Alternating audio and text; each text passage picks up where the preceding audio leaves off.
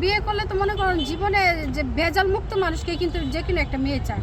কিন্তু আমি প্রবাসীরা যেহেতু আমাকে বিয়ের প্রস্তাব দিতেছে অনেক প্রবাসীরা, কিন্তু সব ছেলেদের কিন্তু আর বিয়ে করা যাবে না, যে কোনো একজনকে সিলেক্ট করতে হবে। আর যাকে সিলেক্ট করব তার অবশ্যই বউ থাকতে পারবো না, মানে সে তার হয় বউ মারা গেছে বা বউ ডিভোর্স হয়ে গেছে কোনো কারণে, একদম ব্রেকআপ, তার জীবনে কোনো ভেজাল নাই, আমি তার কাছেই যাইতে চাই, বুঝছেন। আর এরকম যদি থাকে প্রবাসীদের মধ্যে যে যার বউ মারা গেছে কোনো ভেজাল নাই গা, আমি তার কাছে যাইতে চাই। না না, একটা মেয়ে হয়ে আর একটা মেয়ের সংসার ভাঙা তো ঠিক না।